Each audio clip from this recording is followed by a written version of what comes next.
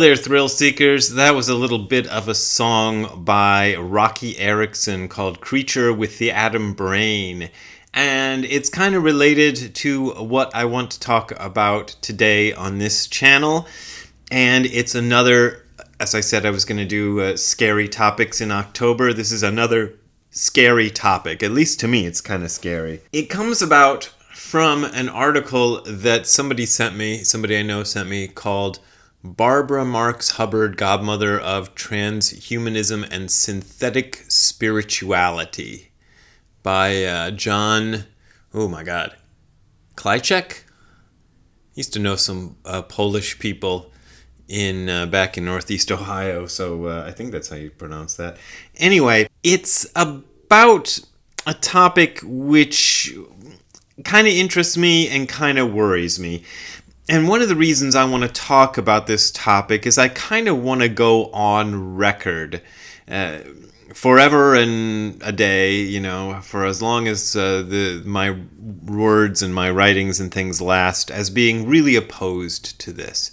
So if someday in the future, God forbid, I become more important than I am now in my own lifetime, as several people have said that. Anyway, it predicted that kind of thing.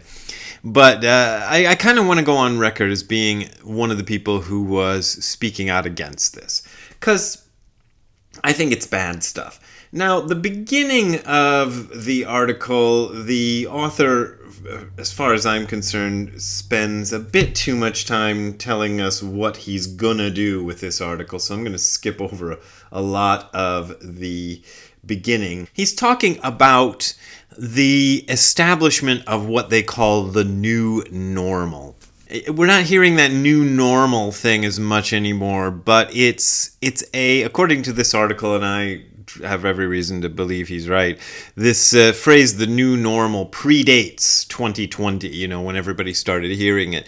And it's something people have been working on for quite a while. And we saw a lot of things come in during 2020 and 2021 under the guise of what, that had nothing to do with that at all. And there was a big push towards this kind of connecting us all through cyber means, through computers and the internet and stuff, and we don't need human connection anymore. We're just going to all connect with each other through computers. Even prior to 2008, I guess that's when she coined the term, or when the term new normal started to come out. Hubbard foretold the coming of a new transhumanist age in which humankind will merge with technology through conscious evolution. As a crusader for the human potential movement, Hubbard networked with psychologists at the Esalen Institute and corporatists at Singularity University. Now, Esalen Institute, I don't have any direct connection with it, but it is right next to Tassajara. Hara. It's really close. And there always has been some cross-pollination between people at Esalen and people at Tassajara. So during the times that I went up to Tassajara, which is a Zen monastery up in the mountains of Northern California, in case you didn't know, I met people who'd been to Esalen and would tell me stories about Esalen, not specifically about this thing, but I know what they're doing there. Esalen is this sort of, I don't know exactly what it is. I think it's similar in physical structure to Tassajara in that it's a place in the mountains with some cabins and things that you can go in. But it's sort of a gathering place for people with big ideas about the transformation of human consciousness and all this stuff. And Zen is sort of in there, and all kinds of New Age stuff is in there. But they're important people, and they're people that get listened to. So that's why I think this is important. So people at Esalen and this Singularity University, which I've never heard of, are trying to pave the way for human consciousness to collectively evolve with the Noetic consciousness. And I had to look up the word Noetic, but it means of the mind. Noetic consciousness of the cosmos through transhumanist technology. And here's a quote from Hubbard. From the perspective of the evolutionary transhumanism, we see a possible convergence of our expanded consciousness with our technologically enhanced body minds with a little slash between, as the next stage of our evolution. when there will be a cosmic cultural convergence of life between transhuman and eventually post-human, including silicon-based life. The author of this piece says, if you don't like the idea of big tech biotechnologically engineering you into a digital computer product, don't worry. Hubbard's Global Heart Math initiative can hook you up to biofeedback wearables that will electronically hypnotize you into a copacetic obedience as you are techno-eugenically engineered into a transhuman underling who will happily own nothing, not even your own body, in the new normal that is the techno-fascist fourth industrial revolution. Now that's pretty opinionated, and I'm going to take a sidestep away from that. But the reason I read that quote is because there's a lot of this stuff, and people send me articles and pieces about this stuff all the time, of this wearable technology which is supposed to put you into a meditative state. Don't wear that stuff. That's my advice to you, because it's not going to put you into anything like a meditative state. I tried, at the urgings of some people who thought it was really great, I tried out a couple of these items, and this has got to be at least 10 years ago, I think. Maybe 7 or 8 years ago, I'm not sure, a while ago. And one was like a headband that put a thing over your eyes and flashed lights at you, and then you're supposed to pair it with some headphones that went... reminded me of Brian Eno's. If you ever listened to some Brian Eno records from the 70s, which I was kind of into when I was in high school, of the ambient music and stuff. It was like bad ambient music with a bad light show. It didn't put me into anything like a hypnotic state, or a hypnotic or a meditative state. It just annoyed me. But I can see how somebody with not much familiarity and not much experience in meditation could get kind of sucked into that thing. And I don't think it's good stuff. I don't think it puts you in anything like a meditative state. But let me just read some more of this stuff that is in this article. There's a kind of a spiritual aspect, or a fake spiritual aspect to all of this. Here's some more quotes from Hubbard. What we might call the thinking layer of the earth, or the mind sphere, that's the noosphere. Think of this noosphere as an invisible yet all-pervasive superorganism. Here each of us lives much as our own cells live inside of our body. The noosphere is composed of our collective consciousness as well as the intelligence that is creating our extended bodies in the form of rapidly growing technology. The noosphere is now the internet nervous system of our planet. There's enough of us to wake up our planetary nervous system. And we get even deeper into this, where they talk about developing a kind of Christ consciousness through this stuff. Let's see. According to Hubbard, the mind spheres, or noosphere's collective eyes, are being opened through the worldwide web of internet social media. In Hubbard's vision of the future, these digital social networks would spread across the globe and saturate the planet through what R. Buckminster Fuller called the design science revolution. In the final equation, Hubbard's Fuller-inspired technotronic revolution will culminate in a noetic nexus of satellite communications and mobile devices that will consciously evolve into a transhumanist singularity, resulting in the so-called Christification of the Earth. And here we're talking about Buckminster Fuller's Christ experience. This is a quote. I believe this is Hubbard's. Yeah, this is Hubbard's quote.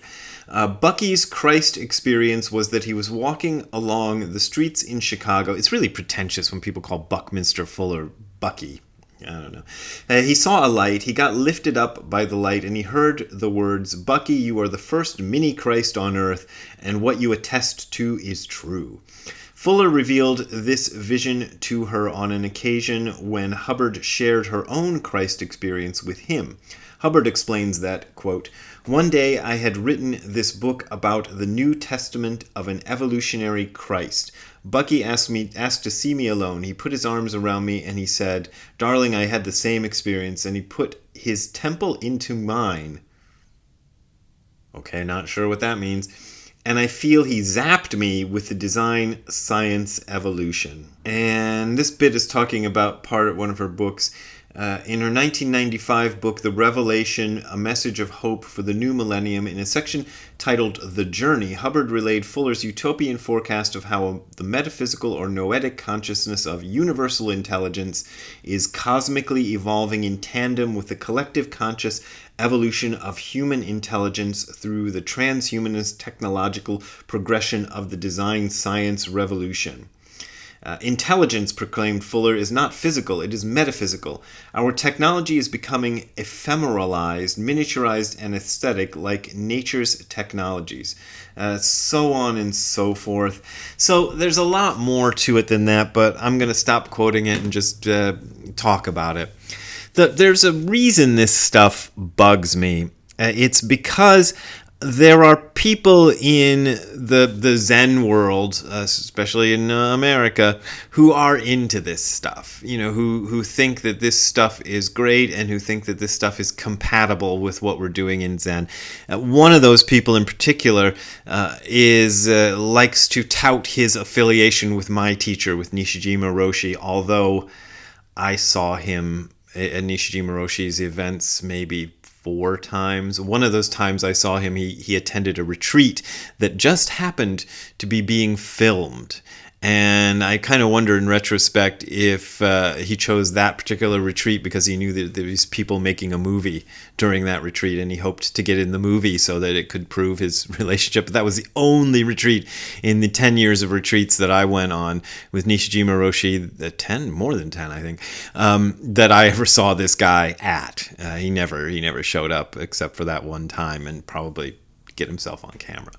So this guy has been online telling people that, there's going to come a time when drugs and technology will be able to create the kind of perfect person, the perfectly moral individual. And he's proclaiming this as part of his Zen message. The article here goes into, in the later aspects of how psychedelic drugs are to play a role in this evolution of consciousness into the one world consciousness, and we're all going to be linked up to computers and all this other kind of crap that they say.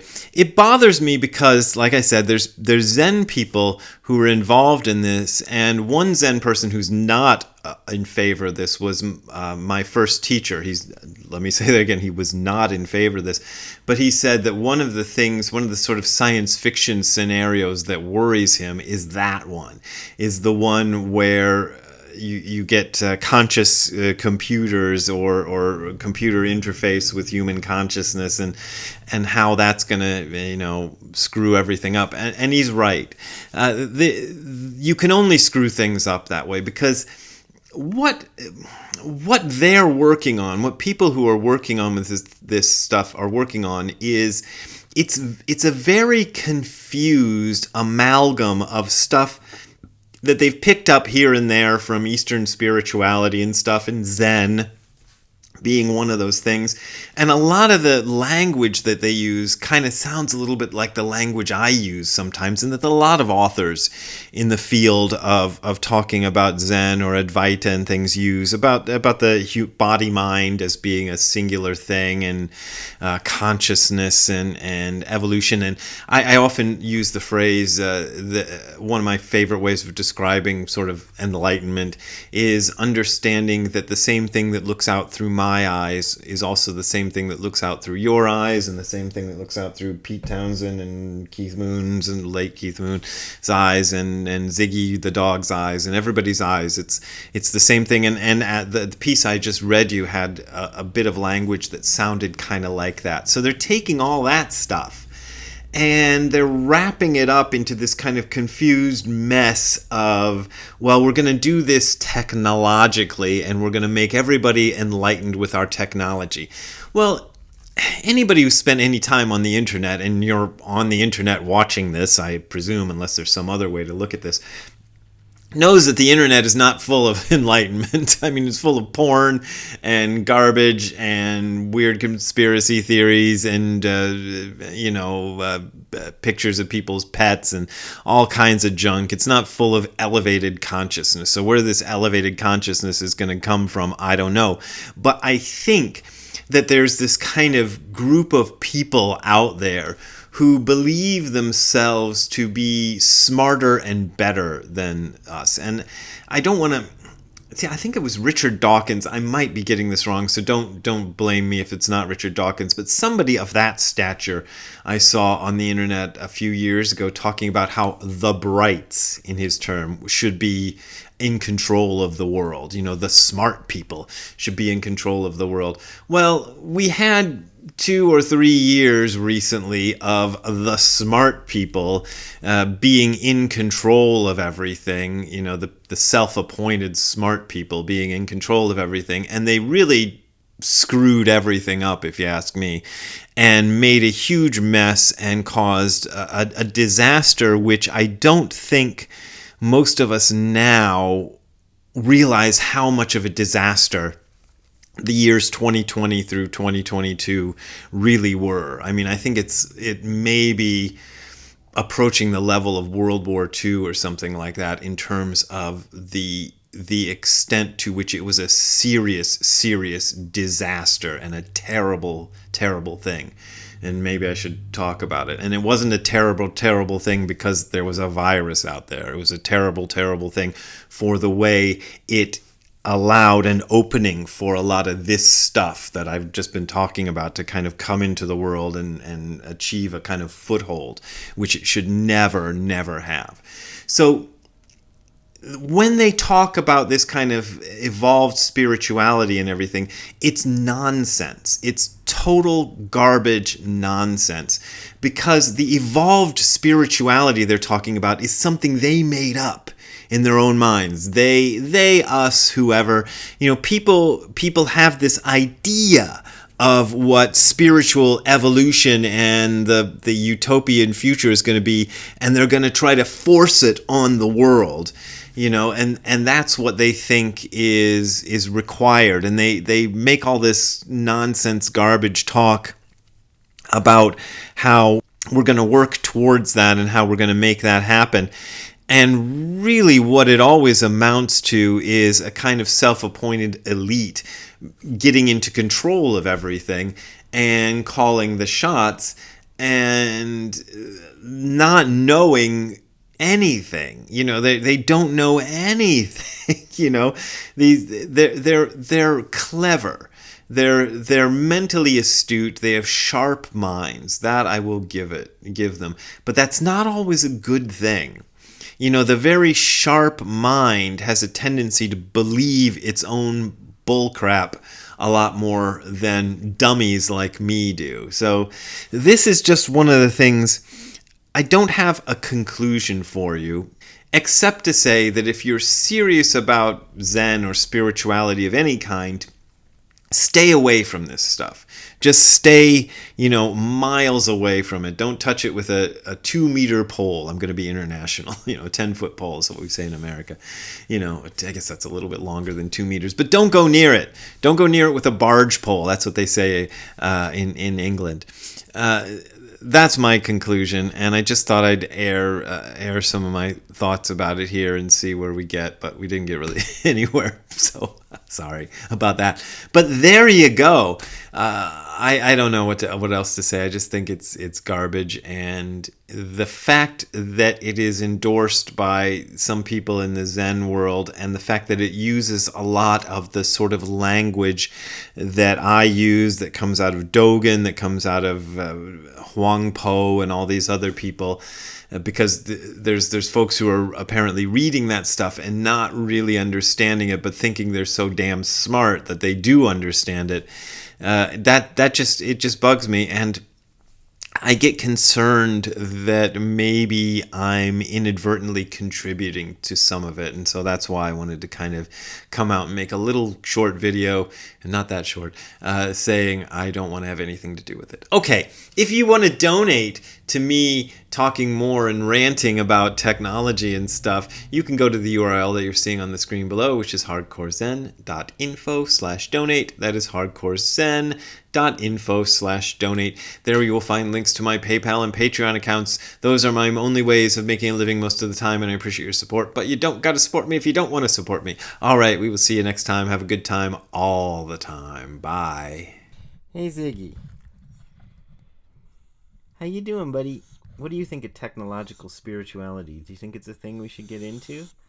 No, I can tell by your size. You don't think it's something we should get into. All right, thank you for your opinion on the subject. I appreciate it. I'll talk to you later, Ziggy. Bye.